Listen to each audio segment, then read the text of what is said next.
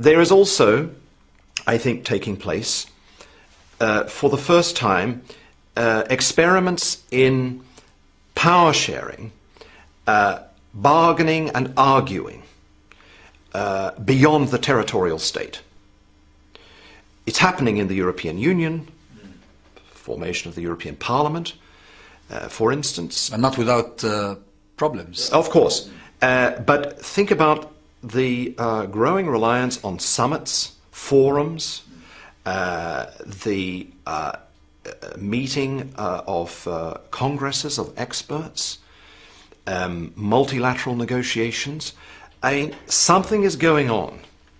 And I'm not saying this is the globalization of democracy, but new institutional forms are being created that are not understandable in terms of the territorially bound model of representative democracy.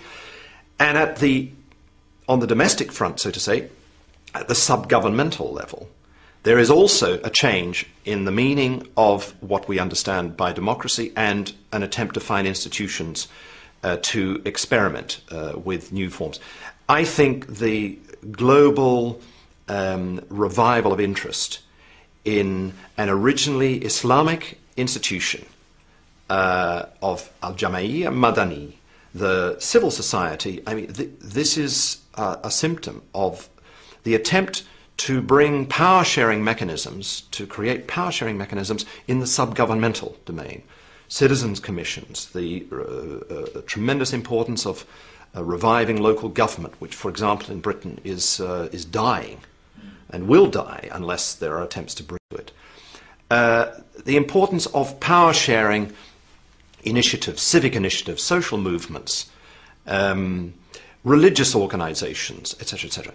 I mean, this is an attempt to stretch the meaning of democracy into the sub-governmental domain. So we have, in other words, a tendency, I think, putting it very, very abstractly and in summary form, we have a tendency for the stretching of representative democracy into areas underneath government and beyond the boundaries of territorial states.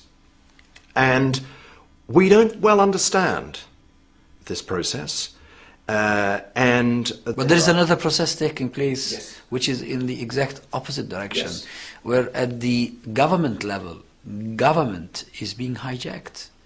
I mean, does it not worry someone like you, I'm sure it does, that the leading democracies of the world, the United States of America and in Britain, prime ministers and presidents, Congress members, MPs, who take decisions, very drastic, serious decisions on the basis of false evidence, can get away with this without being questioned, without being made accountable.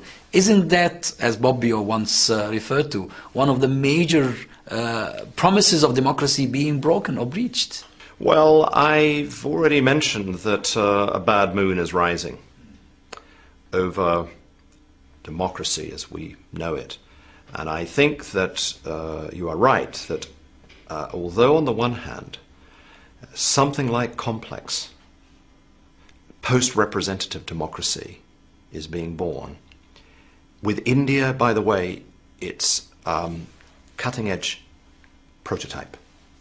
It's there that you see something like a model working of a complex democracy that is not understandable in the textbook terms of representative democracy.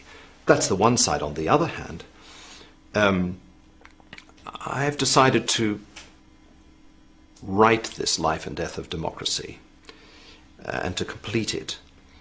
To write it because there are all kinds of decadent symptoms that are deeply worrying, particularly when you look at these with the eyes of an historian.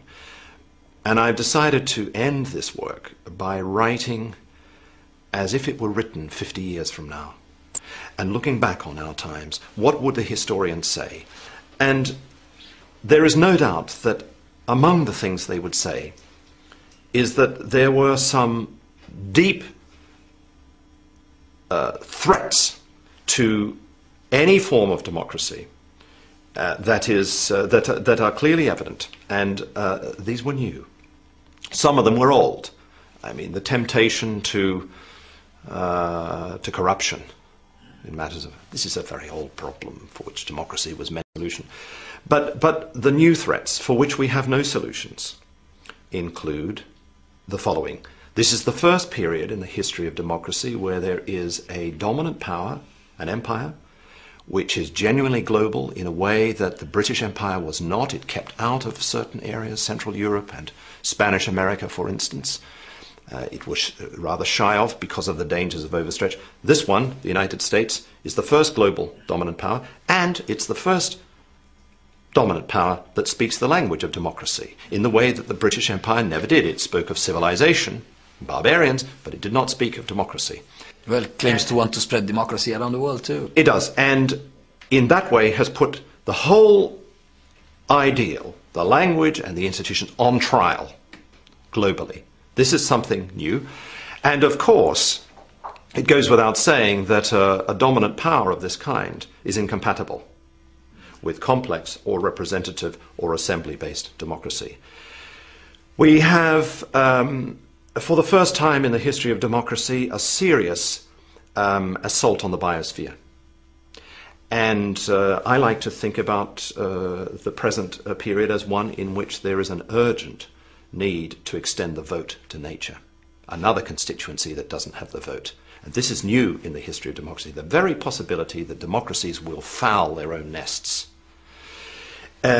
We have forms of violence, we have forms of uncontrolled regional and global power. We have no global political parties, we have no global parliament, we have no global guarantees, secure guarantees of civil and political rights. These are all deeply worrying.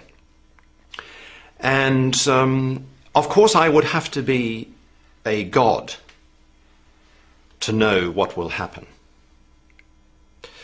It will partly be determined by what flesh and blood men and women do in the coming period to rescue those institutions from power-sharing institutions from oblivion, or whether they will allow them to be destroyed. Well, Keane, as usual, it's a great pleasure to discuss these issues with you. Thank you.